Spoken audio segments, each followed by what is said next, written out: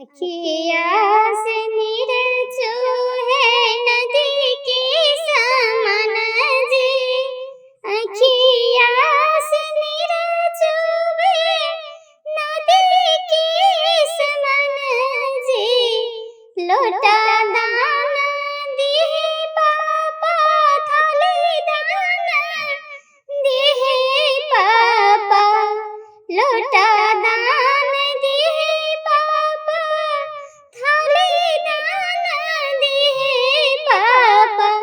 अपनी दुलारू बेटी दाना नहीं दिहे जी। अपनी दुलारू बेटी दाना नहीं दिहे जी। भांगी जेते लोटा फूटे जेते थाली जी। भांगी जेते लोटा पापा फूटे जेते थाली। जुग जुग जेते पापा तोहर दुलारू बेटी। जुग जुग जेते पापा तोहर दुलारू बेटी। अखिया से निरचो है नदी के समान जी। अखिया से निरचो है नदी के समान जी। अखिया से निरचो है नदी के समान जी।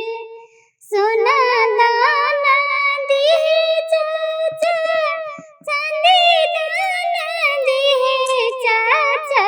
सोना दाना दिहे चाचा चांदी दाना दिहे चाचा। अपने लक्ष्मीनिया बेटी के दाना नहीं दिहे जी। अपने लक्ष्मीनिया बेटी के दाना नहीं दिहे जी। चोरी होते सोनमा से हेरा जेते चांदी। चोरी होते सोनमा से हेरा जेते चांदी से। जुग जुग जेते चाचा तोहरा लक्ष्मीनिया बेटी। जुग जुग जेते चाचा तोहरा लक्ष्मीनिया बेटी। अखिया से निरचो है गंगा समान जी। अखिया से निरचो है गंगा समान जी। अखिया से निरचो है गंगा समान जी। गाय दाना दिहे भैया भैंसे दाना दिहे जी। गाय दाना दिहे भैया भैंसे दाना दिहे भैया। अपने सहोदर बहिना राखिली भैया जी।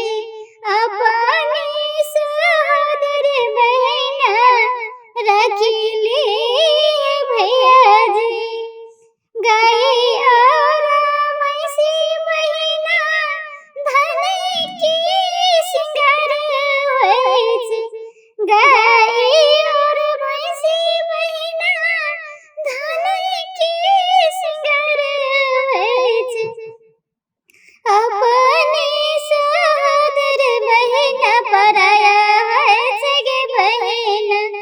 अपने सहोदर बहिना पराया है सगे बहिना। अखिया से निरचो है नदी के समान जी। अखिया से निरचो है नदी के समान जी। गाय